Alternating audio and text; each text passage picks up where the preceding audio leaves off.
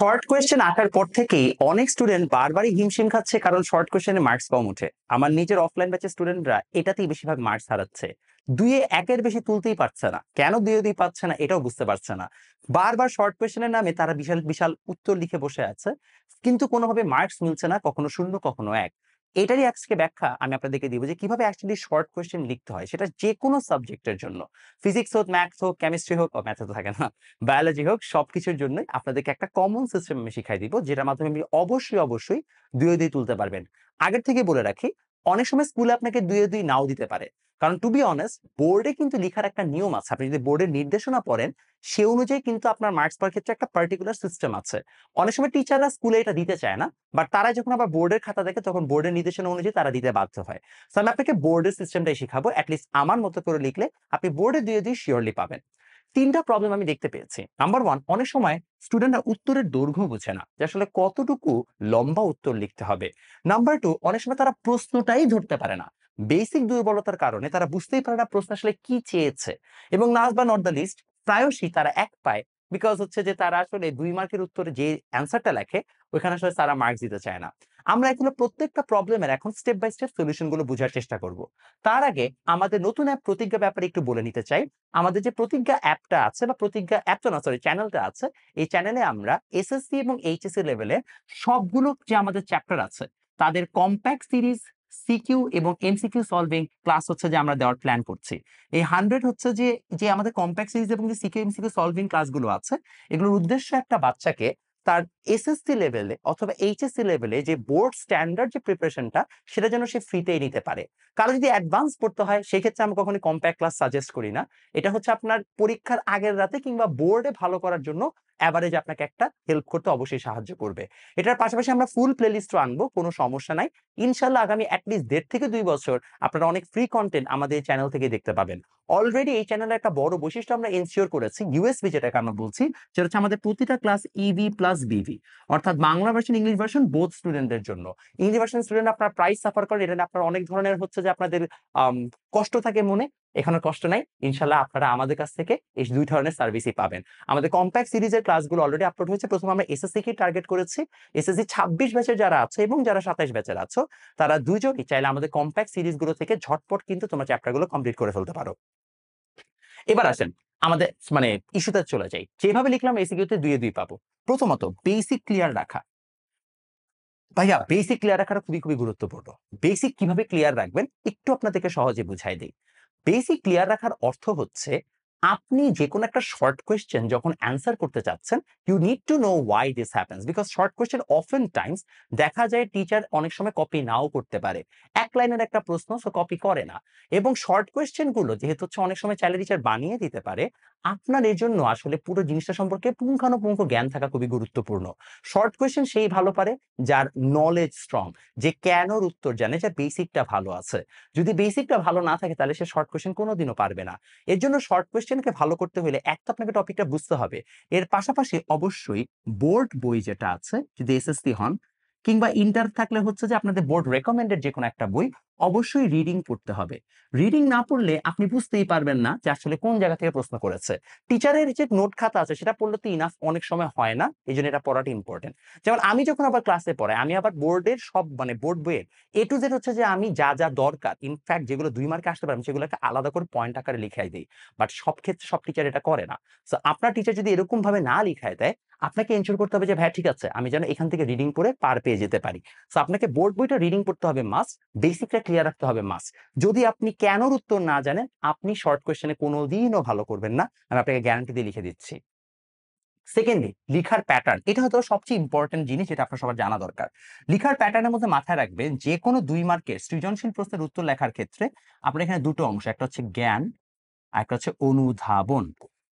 জ্ঞান হচ্ছে খুবই সোজা ভাষায় এক বাক্যে সরাসরি উত্তর। ধরেন আপনাকে আমি সহজভাবে একটা প্রশ্ন করি, একটা ফিজিক্সের প্রশ্ন দিয়ে বুঝাই, হ্যাঁ? আপনাকে একটা ফিজিক্সের প্রশ্ন করা হলো যে কোনো একটা বস্তুকে উপরে ছুঁড়ে মারলে কেন হচ্ছে যে আমরা একই দূরত্বে, সরি, উপরে ছুঁড়ে মারলে কেন হচ্ছে বেগ হ্রাস পেতে থাকে, মনে হয় এটা আপনাকে প্রশ্ন করলো যে কোনো একটা বস্তুকে উপরে ছুঁড়ে মারলে কেন বেগ হ্রাস পেতে থাকে। খুবই সোজা কারণ, আপনি বলবেন যে বেগ হ্রাস পায় কার জন্য, ত্বরণের জন্য। তো তুমি বলবা যে যখন আমরা এখানে লিখে ফেলি, কোন বস্তুকে, মানে এক লাইন আমার জ্ঞানের উত্তর, কোন বস্তুকে উপরে ছুঁড়ে মারলে অভিকর্ষজ ত্বরণ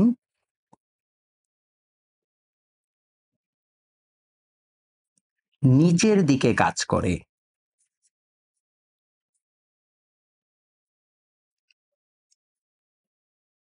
তাই বস্তুটি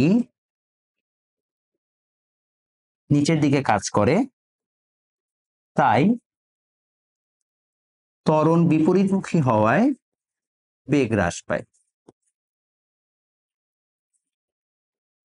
বিপরীতমুখী হওয়ায় বেগ হ্রাস পায়, এটা আপনার জ্ঞানের উত্তর। এইবার আপনি কি করবেন, অনেকে যেটা করে এটার পরে তারা হচ্ছে যে ত্বরণের সংজ্ঞা দেয়, অভিকর্ষ ত্বরণের সংজ্ঞা দেয়। সংজ্ঞা লাগে নাই, সংজ্ঞা তো চায় নাই, চাইছে কেন? যদি ফিজিক্স বা কেমিস্ট্রি টাইপের কোনো কোয়েশ্চেন থাকে যেখানে রিয়াকশন কিংবা কোনো ফর্মুলা দিয়ে ব্যাখ্যা করা যায়, অবশ্যই সে দুইটা দিয়ে ব্যাখ্যা করবে। স্যাররা এটা পছন্দ করে বেশি, ম্যাথমেটিক্যাল ডেটা দেখতে চায়।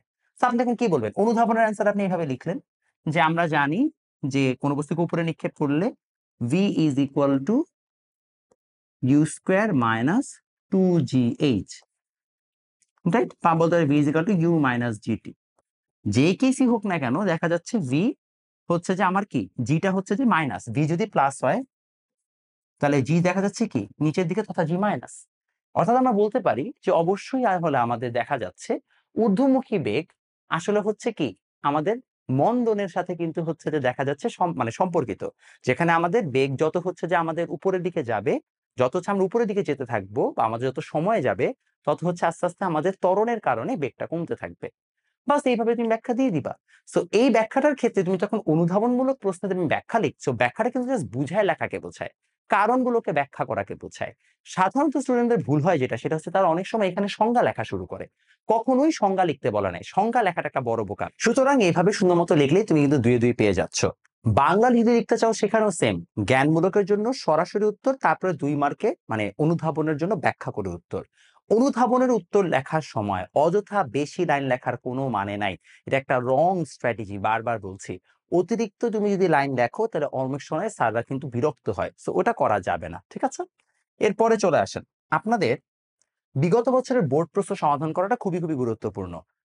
হয়তোবা স্কুল কলেজে অনেক সময় কমন পড়বে না, বাট বিগত বছরের বোর্ড প্রশ্ন সমাধান করলে তুমি কিন্তু মোটামুটি একটা আইডিয়া পেয়ে যাবা যে আসলে কেমন টাইপের কোয়েশ্চেন আসতে পারে। ইনফ্যাক্ট আমি বিভিন্ন স্কুলের প্রি টেস্ট এবং টেস্টের মানে প্রি টেস্টের কোয়েশ্চেন অ্যানালিসিস করে দেখেছি, তারা কিন্তু বিগত বছর প্রশ্ন থেকেই বারবার হুবহু কমন দিয়ে ফেলছে। এর মানে হচ্ছে যে প্রত্যেক বছরে যদি আপনি খেয়াল করে দেখেন, মানে বিগত আপনি যদি মিনিমাম 6 বছরের কোয়েশ্চেন সলভ করেন, তাহলে দেখবেন যে খুব একটা বেশি কিন্তু কোয়েশ্চেন আসেও নাই। পার চ্যাপ্টার থেকে ইউনিক কোয়েশ্চেন আছে ঊর্ধ্বে গেলে 30টা। সো আপনার জন্য কিন্তু খুব একটা কঠিন কাজ না, 30টা কোয়েশ্চেন আপনাকে মুখস্থ করতে হচ্ছে না, আপনি জাস্ট ব্যাখ্যাগুলো মানে দেখে যাচ্ছেন, বা আপনি জ্ঞানের উত্তরটা জানছেন, অনুধাবনের উত্তর আপনি নিজে বানায় লিখতে পারবেন।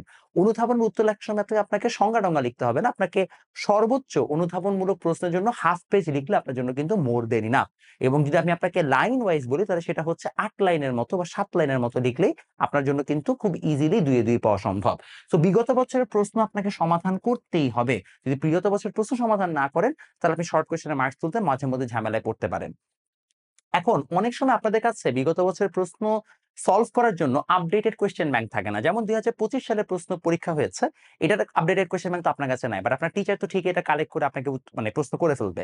এজন্য আপনারা ইউজ করতে পারেন স্মার্ট সহায় নামক একটা অ্যাপ। স্মার্ট সহায় অ্যাপে আমাদের কোয়েশ্চেন ব্যাংকটা কিন্তু আমরা ফ্রি করে দিয়েছি। আপনারা আগেও আমার একটা ভিডিওতে এটা সম্পর্কে জেনেছেন, এটার লিঙ্কটা ডেসক্রিপশনে দেওয়া আছে, ডাউনলোড করে ফেলেন আপনাদের প্লে স্টোর থেকে। খুবই ভালো একটা অ্যাপ। আমরা এখানে কোয়েশ্চেন ব্যাংক আপনাদের জন্য ফ্রি করে দিয়েছি প্র্যাকটিস করার জন্য। বিভিন্ন ইউনিভার্সিটি, জব সহ মানে 9 থেকে অ্যাডমিশন পর্যন্ত আপনারা নিজেদের মতো করে প্র্যাকটিস মডেল টেস্ট দেওয়ার এবং বিভিন্ন এক্সাম ব্যাচ রান করার জন্য এটা একটা অসাধারণ একটা অ্যাপ। এই অ্যাপটা অলরেডি হচ্ছে যে আমাদের ভালোভাবেই হচ্ছে যে বাজারে কাজ করছে, অনেক মানুষ ডাউনলোড করে ব্যবহার করছে। টাকার জন্য এখন যেন কারো আপডেটেড কোয়েশ্চেন ব্যাংক পেতে আর কষ্ট না হয়, এই জন্য আমরা এই ফিচারটাকে অলরেডি ফ্রি রেখেছি। এটা ছাড়াও স্মার্ট এনালিসিস সহ আরো অনেক সুন্দর সুন্দর ফিচার আছে যেটা তোমাদেরকে পরীক্ষা অনেক হেল্প করবে। ডাউনলোড করে ফেলো, টাকা তো আর লাগতেছে না, ফ্রিতে ইউজ করে দেখো তোমাদের কেমন লাগে। এরপরে চলে আসেন, সুযোগ থাকলে অবশ্যই গাণিতিক সকল চিহ্ন উপস্থাপন, এটা আমি একটু আগে বলছিলাম যে গাণিতিক চিহ্ন বা গাণিতিক ইকুয়েশন যদি কেমিস্ট্রি হয় তাহলে রিয়াকশন, যদি হচ্ছে যে বাংলা হয় তাহলে বাংলার কোটেশন। এরকম বিভিন্ন ইনফরমেটিভ জিনিসপত্র অবশ্যই উপস্থাপন করবেন। যত আপনারা সহজে ম্যাথমেটিক্যালি ফর্মুলা দিয়ে ব্যাখ্যা দিবেন, তত হচ্ছে আপনার অনুধাবনের স্যারদের মার্কস দেওয়ার টেন্ডেন্সি বেড়ে যাবে। মাথায় রাখবেন, যখন আমরা খাতা চেক করি অনেক খাতা চেক করতে হয়, কেউ না পুরোটা মানে একদম লাইন বাই লাইন পড়ে না, তারা জাস্ট আপছা আপছা পড়ে যায় এবং আমরা টিচার আসলে আপছা আপছা পড়লেই বুঝে ফেলি। So আমরা জাস্ট কিছুটা পার্টিকুলার ওয়ার্ডিং গুলোকে খেয়াল করার চেষ্টা করি, পার্টিকুলার ওয়ার্ড দেখলে আমরা বুঝে যে আসলে ও কতটুকু জানে। সো ফর্মুলা আমাদের চোখে তাড়াতাড়ি পড়ে, এর জন্য যদি আপনি ফর্মুলা দিয়ে ব্যাখ্যা দেন, ফর্মুলা দিয়ে অ্যান্সার করেন, গ্রাফ ইউজ করেন, বা হচ্ছে যে আপনি যদি হচ্ছে যে সম্পর্কগুলো দেখান সমানুপাতিক নাকি ব্যস্তানুপাতিক, তাহলে আমাদের জন্য সহজ হয়। তো আপনারা অবশ্যই সুযোগ থাকলে গাণিতিক চিহ্নগুলোকে বারবার উপস্থাপনের চেষ্টা করবেন। আর last but not the least, পড়ার সময় জ্ঞানের উত্তরগুলোকে মুখস্থ করার চেষ্টা করবেন। এটা মানেটা কি? এর মানে হচ্ছে অনুধাবনমূলক প্রশ্ন, আমি অনেক সময় দেখি আমার স্টুডেন্ট এই ভুলটা করে, যে তারা হচ্ছে পুরো এ টু জেড অনুধাবনের উত্তর মুখস্থ করার চেষ্টা করে। কখনোই না, এটা আপনি পারবেন না, কারণ অনেক অনুধাবনমূলক প্রশ্ন। আপনার কাজ থাকবে এই শর্ট কোয়েশ্চেন গুলো অ্যান্সার করার ক্ষেত্রে জ্ঞানের উত্তরটুকু মাথায় রাখা। আমি বলেছিলাম না দুটো পার্ট, জ্ঞান এবং অনুধাবন, তাহলে জ্ঞানের পার্টটুকুর অ্যান্সারটাকে আপনাকে বুঝে রাখতে হবে, মুখস্থ করে রাখতে হবে। যদি আপনি জ্ঞানের উত্তরটুকু পারেন, অনুধাবনের পার্ট আপনি বানায় লিখতে পারবেন, ওটা আপনাকে খুব একটা বাধা দিবে না। কিন্তু আপনাকে জ্ঞানের উত্তরটা মুখস্থ রাখতে হবে। এই জন্য যখন আপনি পড়ছেন, যখন আপনি অনুধাবনমূলক প্রশ্নগুলো পড়বেন, যদি আপনি পাশায় হাতে প্র্যাকটিসও করতে চান, জাস্ট জ্ঞানের উত্তরটা আপনি প্র্যাকটিস করা শুরু করেন, যে জ্ঞানমূলক অংশটুকু কিভাবে আপনি লিখবেন। ইনফ্যাক্ট আমি আরো ভালো সাজেশন দিই, যখন আপনার পুরো চ্যাপ্টারটা পড়া হয়ে যাবে, যখন আপনি বইটা রিডিং করবেন, আপনি নিজের মতো করে কিছু অনুধাবনমূলক প্রশ্ন লিখে ফেলেন। তাহলে আপনি যখন মানে রিভাইজ দিতে যাবেন, তখন আপনি ওই অনুধাবনমূলক প্রশ্নগুলো বারবার রিভাইজ দিলে আপনার পড়া হয়ে যাবে। This can be very fruitful method, এবং এতে আপনার পড়া অনেক কমে যাবে এবং এফিসিয়েন্সি অনেক বেড়ে যাবে। ভিডিও তো শেষ। যদি আপনারা কেউ এই কোন জ্ঞানমূলক অনুধাবনমূলক প্রশ্নগুলো একটা শর্ট লিস্ট আকারে পেতে চান, তাহলে আমাদের এসএসসির যে বইগুলো আছে সেগুলো আপনারা কালেক্ট করে ফেলতে পারেন। এখানে জ্ঞানমূলক, অনুধাবনমূলক, অবজেক্টিভ সবকিছুই একটা বইয়ের মধ্যে আছে, প্লাস থিওরি অনেক সুন্দর করে গুছিয়ে দেওয়া আছে। এই বইগুলো এবার আমাদের বেস্ট সেলার ছিল। এগুলোর ইংলিশ ভার্সন জানুয়ারিতে আসছে ইনশাল্লাহ। প্লাস হচ্ছে যে আমরা নতুন বছরের কোয়েশ্চেন টোয়েশ্চেন অ্যাড করে হয়তো বা নতুন এডিশন সামনে আরেকটু সময় লাগবে তারপরে আনবো। বাট আপাতত আপনারা চাইলে কিন্তু বইগুলো নিয়ে ফেলতে পারেন।